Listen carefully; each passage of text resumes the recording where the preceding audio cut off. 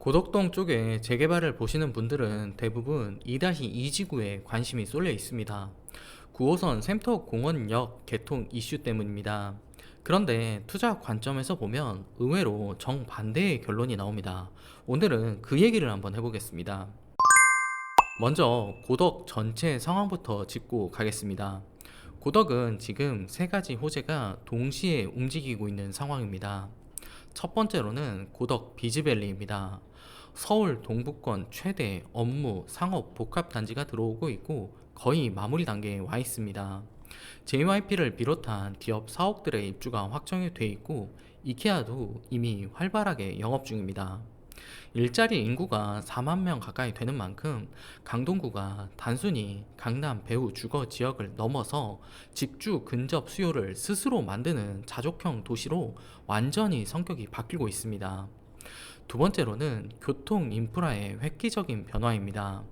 9호선 4단계 연장 사업이 진행 중이고 2028년 개통을 목표로 하고 있습니다. 강남과 여의도까지 바로 연결되는 황금 노선이기 때문에 영향이 클 수밖에 없습니다. 여기에 GTX D 노선에 대한 이야기도 같이 나오고 있습니다. 국가철도망 계획 일정이 미뤄지면서 정차역 위치도 여전히 미정이긴 하지만 제 개인적인 생각으로는 고덕 비즈밸리의 일자리 규모를 고려해보면 이쪽으로 지나가는 게 맞지 않나라는 생각이 듭니다. 세 번째로는 고덕동에 이미 형성돼 있는 가격 수준입니다. 이게 중요한 부분인데요. 2026년 1월 말 기준으로 고덕 그라시움이 26억에서 28억, 아르테온이 23억에서 25억, 레미안 힐스테이트도 23억에서 25억 사이로 형성이 돼 있습니다.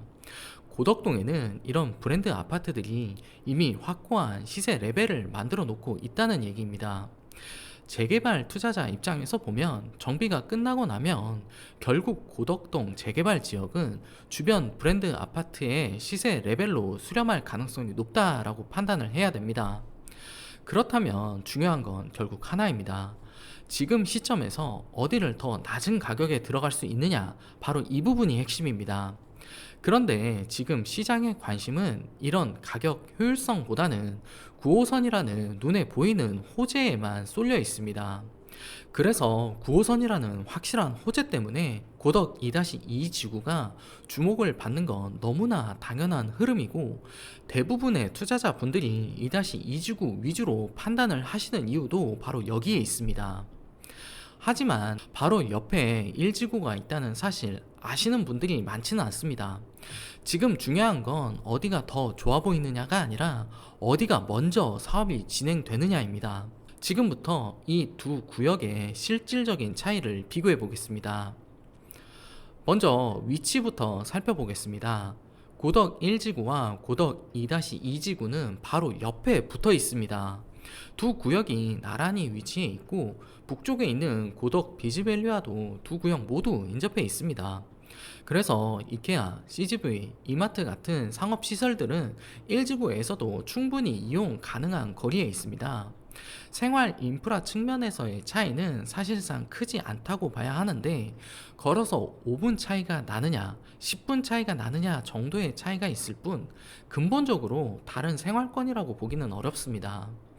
그럼 뭐가 다르냐라는 질문이 나올 수도 있는데요. 첫 번째 차이점은 바로 교통입니다. 5호선 고덕역은 1지구 쪽이 더 가까운 반면에 9호선 샘터 공원역은 2028년 개통 예정인데 2-2지구 바로 위에 생기게 됩니다. 그래서 현재 2-2지구의 시세가 1지구보다 높게 형성되어 있는 부분이 있습니다.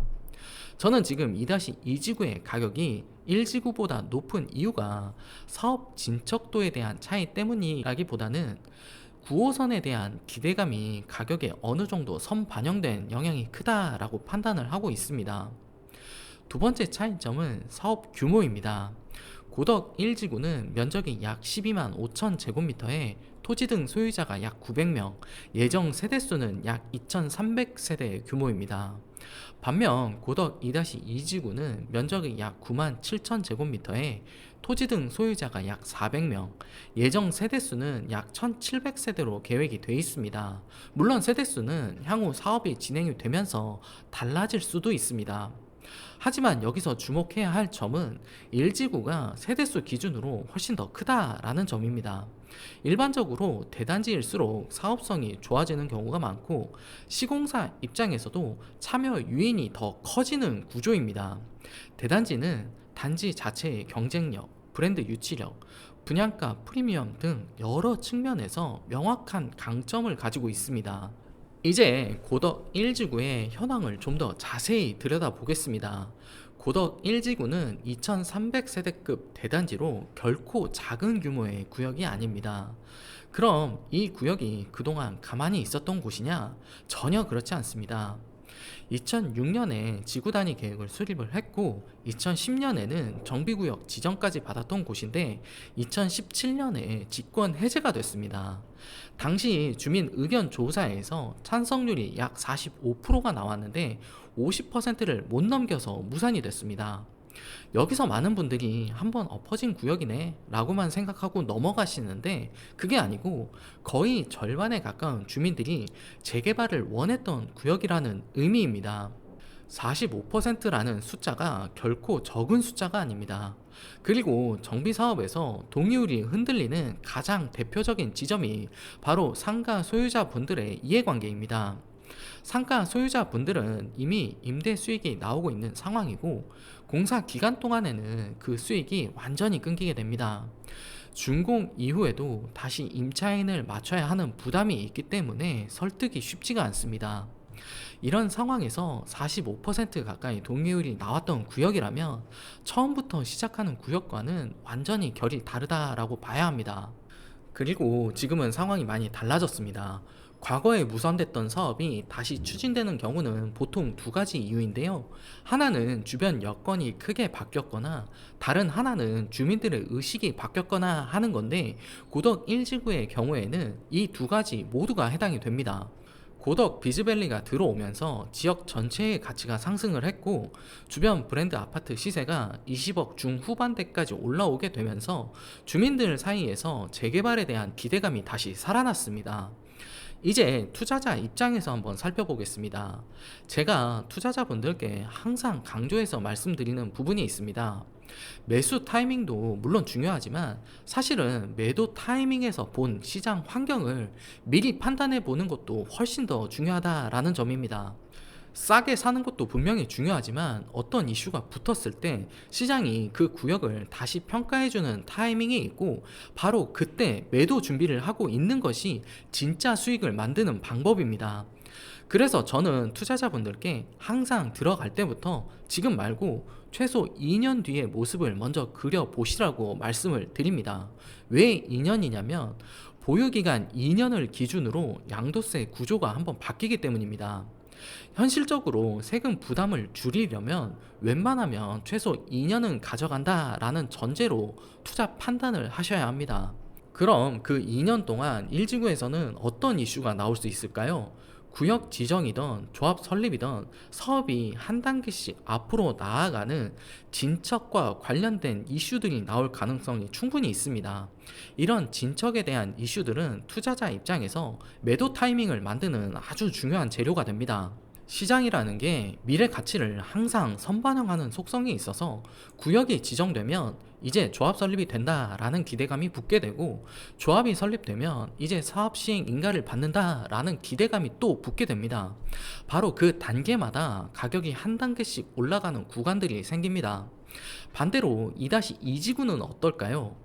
9호선 개통 시점이 가까워질수록 역세권 상권이 점점 더 현실화될 수가 있습니다. 여기서 2-2지구가 가지고 있는 속도 변수에 대해서 말씀을 드리겠습니다. 먼저 오해가 없으시길 바라는데 2-2지구가 결코 나쁜 지역이다 라고 말씀을 드리는 게 절대 아닙니다. 장기적으로 보면 분명히 가치가 있는 곳입니다. 다만 사업 속도라는 건 완전히 별개의 문제라는 이야기입니다. 고덕 2-2지구도 과거에 개발 시도가 여러 차례 있었습니다. 2013년에 단독주택 재건축 사업을 추진을 했다가 2014년에 무산이 됐고 이후에도 공공재개발이나 역세권 시프트 같은 여러 가지 방식들의 사업을 시도해봤습니다. 2025년에 들어서 통합 재개발 방식으로 다시 추진하고 있는 상황인데 그만큼 오랫동안 묵혀있던 사업이라는 의미입니다. 현재 두 지역 모두 빌라와 단독주택 중심의 주거 지역이라는 점에서는 동일합니다. 하지만 9호선이 개통되고 난 이후의 그림은 완전히 달라질 수 있습니다. 고덕 2-2지구는 샘터공원역이 구역 바로 위에 생기게 되고, 길 건너편에는 고덕 비즈밸리에 4만 명에 달하는 일자리 수요가 바로 붙어 있습니다. 역 바로 앞이라는 최고의 입지 조건 때문에 상권이 폭발적으로 커질 가능성이 매우 높은 구조입니다. 9호선이 개통이 되고 나면 2-2지구의 건물주들은 아마 이런 생각을 하게 될 가능성이 상당히 높습니다. 여기 바로 앞에 생기는데 지금부터 임대료가 계속 오를 건데 굳이 재개발을 해야 할 이유가 있나? 상권 확장에 대한 기대감이 클수록 재개발에 참여하기보다는 리모델링이나 용도 변경을 통해서 임대 수익을 계속 가져가려는 움직임이 더 강해질 수도 있다는 겁니다. 바로 이 지점이 동의율과 사업 속도의 변수가 되는 부분입니다. 반면에 1지구는 같은 주거 지역이긴 하지만 역세권 바로 앞은 아니기 때문에 상권이 급격하게 확장되는 압력이 고덕 2-2지구만큼 직접적이지가 않습니다. 그래서 주민들이 재개발이라는 하나의 목표를 향해서 뭉치기가 훨씬 더 수월한 구조라고 보는 겁니다. 이제 두 구역을 숫자로 다시 한번 정리해 보겠습니다. 고덕 1지구는 면적이 약 12만 5천 제곱미터, 예정 세대수가 약 2,300세대 규모이고 현재 투자금은 3억 정도 수준에 형성이 돼 있습니다. 5호선 고덕역 접근성도 좋은 편이고 2017년에 직권 해제된 이력이 있긴 하지만 최근 들어 다시 사업이 재추진되는 흐름이 명확하게 나타나고 있습니다. 고덕 2-2지구는 면적이 약 9만 7천 제곱미터에 예정 세대수가 약 1,700세대 정도 규모이고 현재 투자금은 4억 중반대에 형성이 돼 있습니다. 9호선 샘터공원역이 2028년 개통 예정으로 구역 바로 위에 생기게 되고 현재 마찬가지로 재추진 중에 있는 상황입니다. 두 구역은 바로 옆에 붙어 있고 생활 인프라 측면에서의 차이는 거의 없다라고 해도 무방합니다. 그런데 투자 금액은 1억 5천만 원 이상 차이가 나고 있습니다. 저는 이 가격 차이가 9호선에 대한 기대감이 이미 가격에 상당 부분 선반영된 영향이 크다라고 판단을 하고 있습니다. 문제는 그 기대감이 실제로 사업 속도로 이어질지는 완전히 별개의 문제라는 겁니다. 오늘 분석한 내용을 정리해 보겠습니다. 앞서 살펴본 여러 가지 내용들을 종합해 보면 제가 지금 이 시점에서 고덕 1지구에 주목하는 이유는 상당히 명확합니다. 첫 번째로는 대단지가 가지는 사업성의 우위입니다. 2300세대급 대단지라는 건 사업성 측면에서 명확한 강점을 가지고 있습니다. 시공사 입장에서도 충분히 매력적인 규모이고 일반적으로 대단지일수록 분양가 프리미엄도 더 높게 붙는 경향이 있습니다. 두 번째로는 투자 금액에 대한 메리트입니다. 투자 금액에 대한 차이가 상당히 큽니다. 같은 고덕 생활권 안에 있는데 투자 금액이 1억 5천만 원 이상 차이가 난다면 출발선 자체가 완전히 다르다라고 봐야 합니다. 세 번째로는 사업 속도적인 측면에서의 유리함입니다. 두 지역 모두 현재는 주거 위주의 지역이라는 점에서는 동일합니다. 하지만 고덕 2-2지구는 9호선 역이 바로 앞에 생긴다라는 입지 조건 때문에 개통 이후에 역세권 상권으로 급격하게 변화하려는 압력이 훨씬 더 클 수밖에 없는 구조입니다. 상권 확장에 대한 기대감이 클수록 건물주들의 재개발 동의에 대한 의지는 오히려 약해질 가능성이 높습니다.